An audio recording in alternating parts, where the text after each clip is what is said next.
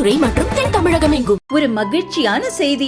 இதயம் நல்லெண்ணெயின் விலை லிட்டருக்கு ரூபாய் 105 குறைஞ்சிருக்கு. செப்டம்பர் 2023ல 1 லிட்டர் இதயம் நல்லெண்ணெயின் அதிகபட்ச விலை ரூபாய் 503. ஆனா இப்ப 1 லிட்டர் இதயம் நல்லெண்ணெயின் விலை ரூபாய் 398 மட்டும்தான் தமிழ்நாட்டுல. அப்ப இனிமே எல்லாரும் இதயம் நல்லெண்ணெய் வாங்கலாம் இல்ல? சென்னை வந்த கர்நாடக துணை முதல்வர் DK சிவகுமாரிடம் பாஜக கருப்பு கொடி போராட்டம் நடத்துவது பற்றி கேட்டதற்கு வரவேற்பதாக தெரிவித்தார். திகார் சிறைக்கு அனுப்புவோம் என்று பாஜகவினர் சொன்னபோது கூட நான் பயப்படவில்லை.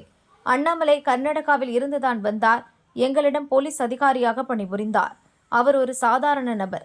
எங்கள் பவர் என்னவென்று அவருக்கு தெரியும். அவர் வேலையை அவர் பார்க்கிறார், பார்க்கட்டும். அவருக்கு என் வாழ்த்துக்கள் என சிவகுமார் சொன்னார். Today, the opposition party BJP condemns this meeting by showing black flags. I welcome all this BJP black flags. I never afraid when they sent me to Tihar jail. Will I?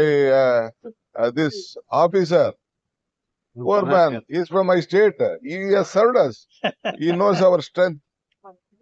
Huh? Let him do his job. Let his do our job. I wish him all the best. சிவகுமாரின் கிண்டலான கருத்துக்கு தமிழக பாஜக தலைவர் அண்ணாமலை பதிலடி கொடுத்துள்ளார். இது தொடர்பாக அவர் வெளியிட்ட பதிவில் கூறியிருப்பதாவது: ஆமாம், ஒரு போலீஸ் அதிகாரியாக கர்நாடக மக்களுக்கு கண்ணும் கருத்துமாக என் கடமையை செய்தேன். அதற்கு முக்கியத்துவம் கொடுத்து கருத்து சொன்னதற்காக சிவகுமாருக்கு நன்றி. இந்த சாதாரண நபரை வாழ்த்தியதற்காகவும் நன்றி. சித்தராமையாவை முதல்வர் நாற்காலியில் இருந்து கவிழ்த்துவிட்டு கர்நாடக முதல்வராக தொடர்ந்து முயற்சி செய்து வரும் உங்களுக்கு என்னுடைய வாழ்த்துக்களை தெரிவித்துக் கொள்கிறேன் என சிவகுமாருக்கு அண்ணாமலை பதிலடி கொடுத்துள்ளார்.